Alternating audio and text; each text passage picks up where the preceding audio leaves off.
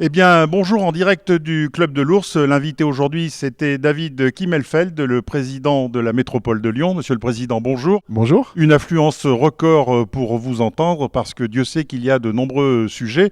Je voudrais en prendre un ou deux pour nos téléspectateurs. Et le premier, c'est tout ce qui touche à la compétence économique de la métropole puisque vous avez annoncé des investissements très importants dans les années qui viennent. Oui, je crois que d'abord, la métropole a une priorité absolue sur le développement économique. Et c'est pas pour faire du développement économique pour faire du développement économique. C'est simplement qu'aujourd'hui, cette métropole elle a des compétences très élargies. Et donc, il y a un enjeu pour que cette métropole conserve toute son attractivité, conserve et attire surtout de nouvelles entreprises. Pour finalement faire quoi? Attirer, eh bien, ma foi, de nouveaux emplois et être très dynamique pour pouvoir faire face à l'ensemble de ces engagements, pour faire en sorte que cette métropole soit une métropole, on va dire, plus facile à vivre. Voilà, et puis il y a également d'importants chantiers en cours actuellement à Lyon. Alors il y a des choses très importantes, que ce soit au Carré de Soie, que ce soit à l'Hôtel-Dieu.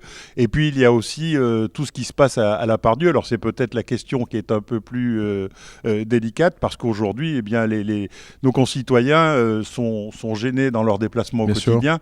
Mais y a-t-il moyen de faire autrement? Non, je crois que, bien sûr, je crois que tout le monde a conscience et personne ne peut minorer des désagréments pour nos concitoyens des travaux à la Part-Dieu. D'abord, on est au démarrage, en quelque sorte, des plus grosses nuisances.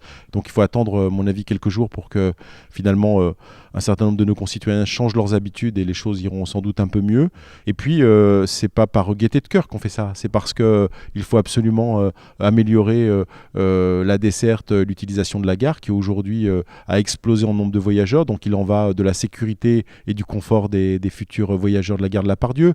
Le centre commercial, il fallait le remettre à des normes européennes d'attractivité, sinon il allait péricliter. Et donc, bien sûr, ça demande beaucoup de travaux. On est au cœur de la ville, donc ça provoque des désagréments, quelquefois voire plus. Mais sachez qu'on est très mobilisés pour essayer de minimiser sans nier, bien évidemment, les difficultés de nos concitoyens. Peut-être une dernière question, parce que ça intéresse beaucoup d'habitants de la métropole, c'est le déclassement de la 6 à 7. Où en est-on? Alors, ce déclassement de la 6 à 7, d'abord, il est effectif, mais rien va ne se passer physiquement d'ici 2019-2020. On va mettre en place ensuite deux choses importantes.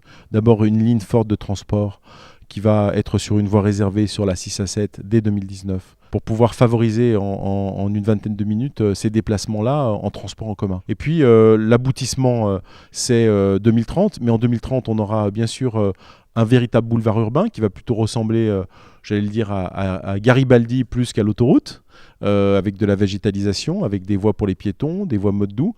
Mais à côté de ça, on aura les alternatives pour drainer une bonne partie, la moitié au moins de la circulation, c'est-à-dire 50 000 véhicules, par l'anneau des Sciences et par le contournement routier. Voilà, merci Monsieur Merci. le Président d'avoir répondu à nos questions.